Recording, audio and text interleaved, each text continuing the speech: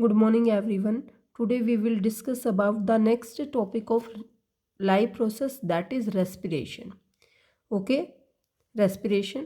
तो respiration में हम सबसे पहले देखेंगे बेटा respiration होता क्या है. respiration होता है breakdown of food in the presence of oxygen. breakdown of food in the presence of oxygen for getting energy.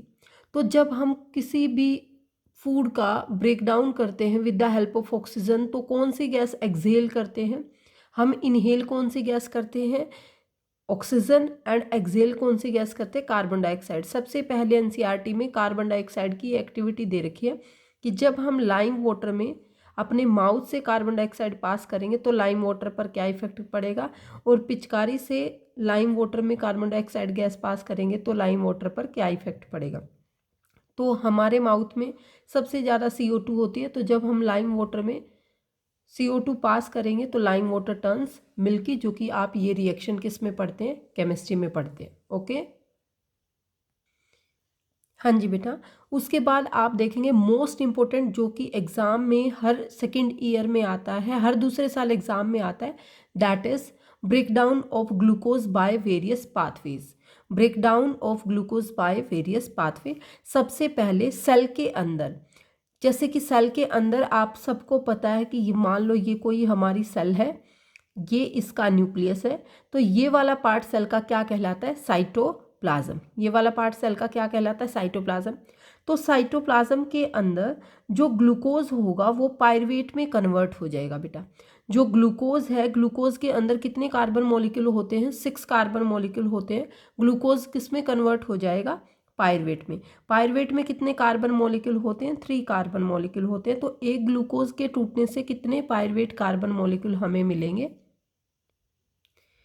कितने पायरुवेट मॉलिक्यूल हमें मिलेंगे बेटा, 2 पायरुवेट मॉलिक्यूल मिलेंगे, क्योंकि एक पायरुवेट मॉलिक्यूल में कितने कार्बन मॉलिक्यूल होते हैं, 3 मॉलिक्यूल होते हैं. सिंपल सी भाषा में बात करें तो ग्लूकोज के टूटने पर हमें क्या मिलेगा, पायरुवेट मिलेगा, और साथ में कुछ एनर्जी भी मिलेगी. फिर पायरुवेट हमारी सेल्स के अंदर अलग अलग तरीके से ब्रोकन डाउन होगा. पायरुवेट अगर सेल्स के अंदर ऑक्सीजन की एब्सेंस है, ऑक्सीजन है ही नहीं, तो ऐसा हमारी बॉडी में नहीं होता. ऐसा ईस्ट फॉर्मेशन के टाइम होता है, ईस्ट में होता है.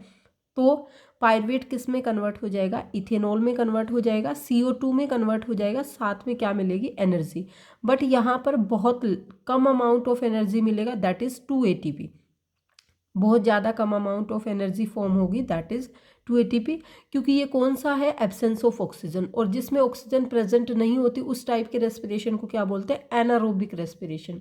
इस टाइप के रेस्पिरेशन को क्या बोलेंगे हम, एनारोबिक रेस्पिरेशन. सेकेंड है lack of oxygen. Lack of oxygen में क्या होगा, ऐसा किस में देखने को मिलता है, हमारी मसल सेल में.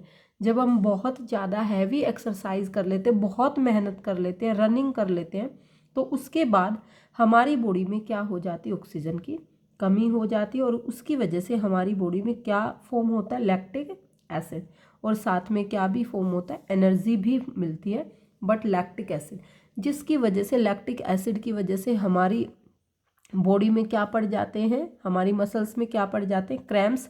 और एग्जाम में क्वेश्चन आता है कि क्रैम्प्स को रिमूव करने के लिए हमें क्या क्या करना चाहिए, मसाज करनी चाहिए एंड हॉट वाटर बाथ लेना चाहिए. ओके, इसी के साथ थर्ड है प्रेजेंस ऑफ ऑक्सीजन. बिल्कुल सफिशिएंट अमाउंट जब ऑक्सीजन का होगा, ऐसा किस में देखने को मिलता है, जैसे हमारी सेल्स में यहाँ पर साइटोप्लाज्म में माइटोकॉन्ड्रिया होते हैं, तो ऐसा उनमें होता है. हमने छोटी क्लास में पढ़ा था कि mitochondria is the power house of the cell. तो प्रेजेंस ऑफ ऑक्सीजन होगी तो पायरुवेट किस में कन्वर्ट हो जाएगा, CO2, H2O and energy with the release of 38 ATP of energy molecule. Okay, तो इसी के साथ हमारा ग्लूकोज ब्रेकडाउन पाथवे फिनिश होता है. मोस्ट इंपॉर्टेंट पाथवे सभी बच्चे जरूर करें. ओके, ATP को क्या बोलते बेटा, ATP is the energy currency of the cells. मतलब जैसे करेंसी होती है तो ये ATP सेल में एनर्जी करेंसी की तरह एक्ट करती है, जो कि किस तरीके से फॉर्म होती है, ADP होती है, एडिनोसाइन डाई फॉस्फेट. इसके साथ PI मिल जाता है, फॉस्फेट कंबाइन हो जाता है, और कि क्या बन जाता है, ATP, एडिनोसाइन ट्राई फॉस्फेट. उसके बाद हम देखेंगे NCERT में कि प्लांट को एक्सचेंज ऑफ गैसेस करने की ज़रूरत होती है, लाइक एनिमल। ह्यूमन बीइंग की तरह प्लांट्स भी एक्सचेंज ऑफ गैसेस करते हैं, but plant of exchange of gases किसकी हेल्प से करते हैं बेटा? स्टोमेटा की हेल्प से। किसकी हेल्प से करते हैं? स्टोमेटा की हेल्प से। And large intercellular space ensure that all cells are in contact with the air. CO2 carbon dioxide and oxygen are exchange by diffusion. Diffusion आपने पढ़ा होगा, movement of gases from higher concentration to lower concentration. तो same process follow होगा plants के case में। जिधर CO2 का amount कम होगा वहाँ से, जिधर ज़्यादा होगा सॉरी, वहाँ से कम की तरफ चला जाएगा, और जिधर O2 का अमाउंट ज़्यादा होगा from higher concentration to lower concentration move कर जाएगा। इस प्रोसेस को क्या बोलेंगे? डिफ्यूजन। तो डिफ्यूजन के through oxygen and carbon dioxide जो है वो एक्सचेंज होती रहेंगी। नाउ नेक्स्ट टॉपिक इज कि जो डिफ्यूज़न है वो सफिशिएंट है, तो रात के टाइम प्लांट्स क्या करते हैं? फोटोसिंथेसिस नहीं करते, ओनली क्या करते? रेस्पिरेशन करते हैं। बट दिन के टाइम प्लांट्स क्या करता है? फोटोसिंथेसिस भी करता है। तो फोटोसिंथेसिस के टाइम जो ऑक्सीजन फोटोसिंथेसिस, दिन के टाइम फोटोसिंथेसिस भी हुई है, रात के टाइम रेस्पिरेशन ही हुआ है। तो रेस्पिरेशन के टाइम क्या होता है? CO2 को एक्सक्रीट आउट करता है और ऑक्सीजन को लेते हैं। प्लांट्स भी ऑक्सीजन लेते हैं और CO2 को एक्सक्रीट आउट करते हैं, और जो CO2 को एक्सक्रीट आउट करते हैं प्लांट्स, उसी CO2 को फोटोसिंथेसिस करने के लिए प्लांट्स यूजअप भी कर लेता है। इसलिए दिन के टाइम दोनों प्रोसेस होते हैं, रेस्पिरेशन भी और फोटोसिंथेसिस भी। तो वो दिन के टाइम क्या नहीं छोड़ पाते बेटा? दिन के टाइम CO2 नहीं छोड़ पाते, बट रात के टाइम फोटोसिंथेसिस बंद हो जाती है क्योंकि सनलाइट नहीं होती। तो रात के टाइम ओनली रेस्पिरेशन करते हैं, और रेस्पिरेशन में वो ऑक्सीजन लेते हैं और CO2 रिलीज करते हैं। इसलिए रात के टाइम CO2 रिलीज होती है और दिन के टाइम CO2 रिलीज नहीं होती, क्योंकि रेस्पिरेशन के साथ साथ फोटोसिंथेसिस भी होती है, और जो रेस्पिरेशन में CO2 एक्सक्रीट आउट होती है वो फोटोसिंथेसिस के लिए यूज्ड अप की जाती है। इसलिए दिन के time CO2 release out plants नहीं करते। उसके बाद बात आती है कि जो एनिमल टेरेस्ट्रियल है वो ब्रीद करते हैं ऑक्सीजन को, ठीक है, और एक्सेल करते हैं CO2 को। बट साथ में बात ये है कि जो एक्वेटिक एनिमल्स हैं, जो एनिमल्स पानी में रहते हैं, वो किस फॉर्म में ऑक्सीजन को यूज अप करते हैं? वो वाटर की ही फॉर्म में, जिसको बोलते हैं डिजोल्व इन वाटर। वो ऑक्सीजन लेते हैं बट किस फॉर्म में लेते हैं? डिजोल्व फॉर्म में। Okay, next topic is respiration in human being. Respiration in human being. तो ह्यूमन बीइंग में रेस्पिरेशन क्या होता है? तो सबसे पहले रेस्पिरेशन में क्या आते हैं? नोस्ट्रिल्स आते हैं। ये एयर पैसेज होता है नोस्ट्रिल्स के थ्रू ही। नोस्ट्रिल्स के अंदर क्या होते हैं? फाइन हेयर्स होते हैं। नोस्ट्रिल्स बोलते हैं बेटा नोज की नेजल कैविटी को, ओपनिंग को नोस्ट्रिल्स बोलते हैं, जिनमें छोटे छोटे पतले पतले हेयर्स होते हैं जो कि एक छलनी का काम करते हैं, फिल्टर का काम करते हैं, जिनके थ्रू क्या है? एयर पास होती है।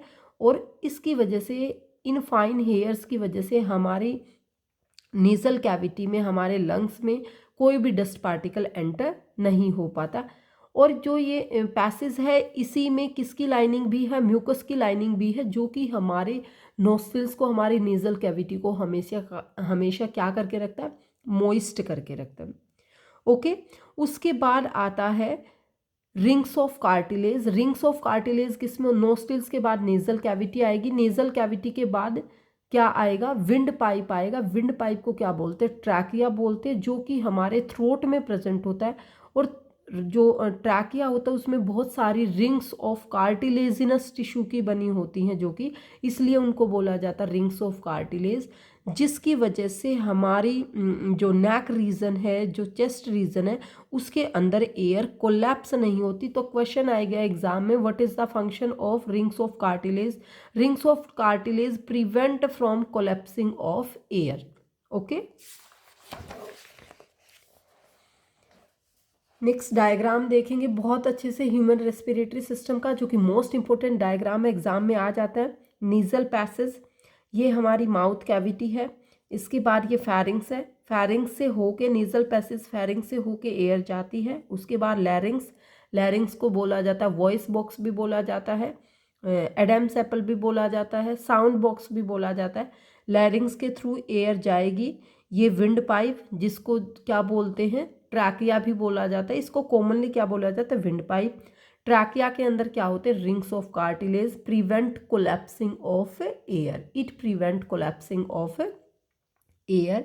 उसके बाद जो हमारा ट्रैकिया है, इस पॉइंट से लेफ्ट ब्रोंकाई और राइट ब्रोंकाई में डिवाइड हो जाएगा। ब्रोंकाई आगे जाके फर्दर ब्रोंकियोल्स प्राइमरी ब्रोंकाई में कन्वर्ट हो जाएंगी, सेकेंडरी ब्रोंकाई में कन्वर्ट हो जाएंगी, सेकेंडरी ब्रोंकाई से फर्दर ब्रोंकियोल्स में कन्वर्ट हो जाएंगे, bronchioles lastly converted into alveolar sac.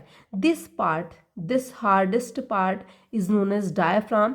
ये एक मस्कुलर पार्ट है, ये हमें फील करने में, टच करने में तो बेटा क्या फील होती है, जैसे कि यहाँ पर हड्डी है, बट यहाँ पर ये क्या चीज़ होती है, डायफ्राम होती है, जो कि मस्कुलर रीजन होता है।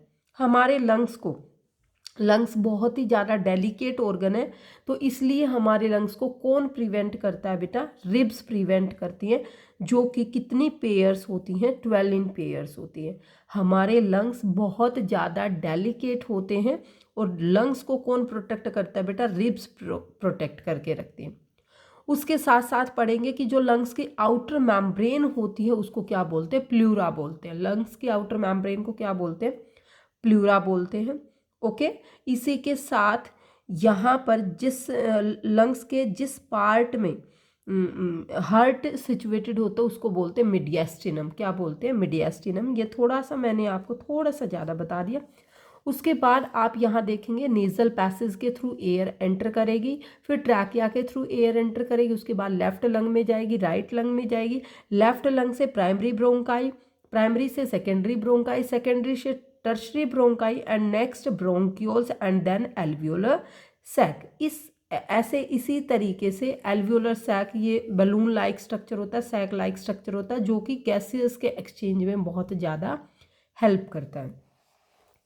नेक्स्ट हम देखेंगे लास्ट, जो कि ये when the body size in animal is too large diffusion pressure is alone. वैसे तो क्या होता है, जब छोटे बहुत ज़्यादा माइक्रोस्कोपिक जो ऑर्गेनिज्म होते हैं उनमें डिफ्यूजन की हेल्प से गैसियस एक्सचेंज हो जाता है। ह्यूमन बीइंग में किसकी हेल्प से गैसियस एक्सचेंज होता है, लंग्स की हेल्प से। बट जो छोटे ऑर्गेनिज्म होते हैं उनमें डिफ्यूजन प्रेशर की हेल्प से गैसियस एक्सचेंज हो जाता है। बट जब ऑर्गेनिज्म बहुत बड़ा होता है, लाइक ह्यूमन बीइंग, ठीक है, बहुत कॉम्प्लेक्स ऑर्गेनिज्म होता है, तो उसको पूरी बॉडी में ऑक्सीजन को पूरी बॉडी में डिलीवर करने के लिए किस चीज़ की ज़रूरत होती है, रेस्पिरेटरी पिगमेंट की ज़रूरत होती है। किस चीज़ की ज़रूरत होती है बेटा, रेस्पिरेटरी पिगमेंट की।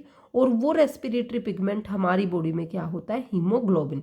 हीमोग्लोबिन कहाँ किस में प्रेजेंट होता है, ब्लड में प्रेजेंट होता है। ब्लड के अंदर बेटा 3 तरीके की सेल्स होती है, WBC, RBC, प्लेटलेट्स।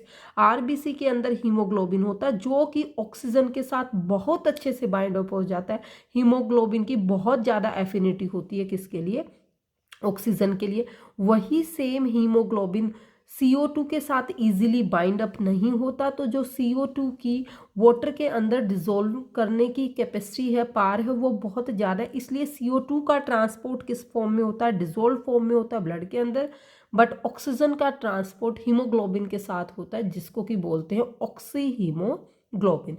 हीमोग्लोबिन का बहुत बड़ा रोल प्ले होता है हमारी बॉडी में। पूरी बॉडी में ऑक्सीजन की सर्कुलेशन का काम कौन करता है बेटा, हीमोग्लोबिन करता है।